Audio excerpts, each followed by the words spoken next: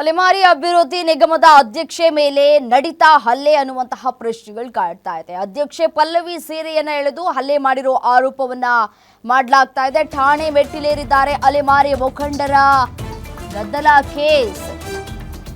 7 ಮಂದಿ ವಿರುದ್ಧ ದಲಿತ ನಾಯಕಿ ಪ್ರಭಾವತಿಯಿಂದ ದೂರು ದಾಖಲಾಗಿದೆ.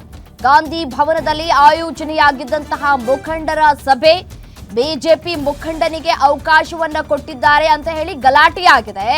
ಈ ವೇಳೆ ಅಲೆಮಾರಿ ಜನಾಂಗದ ಪರವಾಗಿ ಮಾತನಾಡ್ತಾ ಇದ್ದಂತಹ ಪಲ್ಲವಿ ಸಾರ್ವಜನಿಕ ಸ್ಥಳದಲ್ಲಿ ಸೀರೆ ಎಳೆದು ನಿಂದಿಸಿ ಹಲ್ಲೆಯನ್ನ ಮಾಡಿರುವ ಆರೋಪವನ್ನ ಮಾಡಿದ್ದಾರೆ.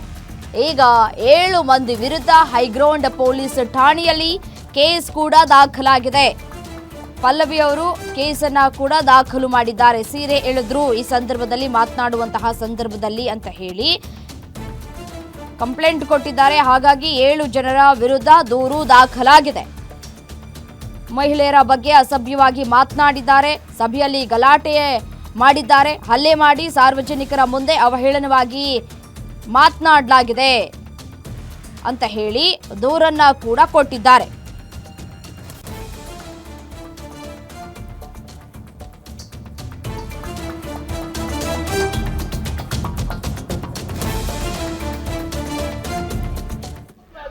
ವೈಜ್ಞಾನಿಕವಾಗಿ ಮೀಸಲಾತಿಯ ಹಂಚಿಕೆಯನ್ನ ಮಾಡಿಕೊಡುವ ನಿಟ್ಟಿನಲ್ಲಿ ಹೋರಾಟವನ್ನ ಮಾಡ್ತೀವಿ ಅನ್ನೋ ಒಂದು ಭರವಸೆಯನ್ನ ಕಾಂಗ್ರೆಸ್ನ ಇವತ್ತು ಆಂಜನೇಯ ಸಾಧನೆ ಮಾಡಿದರೆ, ನಾನು ಸಹ ಪರಿಶಿಷ್ಟ ಜಾತಿ ಅಲೆಮಾರಿ ಸಮುದಾಯದ, ಅದರಲ್ಲೂ ವಿಶೇಷವಾಗಿ ಈ ದೇಶದಲ್ಲಿ ಕಳಂಕಿತರು ಅಂತಾನೆ ಹೆಸರುವಾಸಿಯಾಗಿರ್ತಕ್ಕಂಥ ಡಿನೋಟಿಫೈಡ್ ಕ್ರಿಮಿನಲ್ ಟ್ರೈಬ್ ಸಮುದಾಯದ ಒಬ್ಬ ಹೆಣ್ಮಗಳನ್ನ ಗುರುತಿಸ್ಬಿಟ್ಟು ಇವತ್ತು ನಮ್ಮ ಕಾಂಗ್ರೆಸ್ ಸರ್ಕಾರ ಸನ್ಮಾನ್ಯ ಮುಖ್ಯಮಂತ್ರಿಗಳಾಗಿರ್ತಕ್ಕಂಥ ಸಿದ್ದರಾಮಯ್ಯನವರು ಹಾಗೂ ನಮ್ಮ ಉಪಮುಖ್ಯಮಂತ್ರಿಗಳಾಗಿರ್ತಕ್ಕಂಥ ಡಿ.ಕೆ. ಶಿವಕುಮಾರ್ ಅವರು ಹಾಗೂ ನಮ್ಮ ಸಮಾಜ ಕಲ್ಯಾಣ ಇಲಾಖೆ ಸಚಿವರಾಗಿರ್ತಕ್ಕಂಥ ಮಾನ್ಯ ಡಾಕ್ಟರ್ ಎಚ್ ಸಿ ಮಹದೇವಪ್ಪರವರ ಆಶೀರ್ವಾದದಿಂದ ಕಟ್ಟ ಕಡೆಯ ಧ್ವನಿಯಿಂದಿರ್ತಕ್ಕಂಥ ಸಾಮಾಜಿಕ ಶೋಷಣೆ ಕಳಂಕದಿಂದ ಹೊಂದಿರ್ತಕ್ಕಂಥ ಒಬ್ಬ ಹೆಣ್ಣುಮಗಳನ್ನ ಪ್ರಪ್ರಥಮ ಅಧ್ಯಕ್ಷರನ್ನಾಗಿ ಕರ್ನಾಟಕ ಪರಿಶಿಷ್ಟ ಜಾತಿ ಪರಿಶಿಷ್ಟ ಪಂಗಡದ ಅಲೆಮಾರಿ ಅಭಿವೃದ್ಧಿ ನಿಗಮದ ಅಧ್ಯಕ್ಷರಾಗಿ ಅವಕಾಶವನ್ನು ಕಲ್ಪಿಸಿಕೊಟ್ಟಿದ್ದಾರೆ.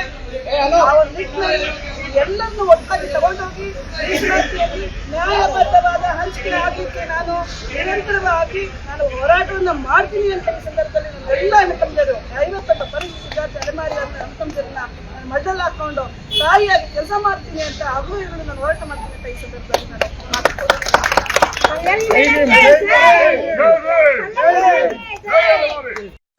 ಅನುಗುಣವಾಗಿ ನಿಯಮಾನುಸಾರವಾಗಿ ಸಂವಿಧಾನಾತ್ಮಕವಾಗಿ ವೈಜ್ಞಾನಿಕವಾಗಿ ಮೀಸಲಾತಿಯ ಹಂಚಿಕೆಯನ್ನು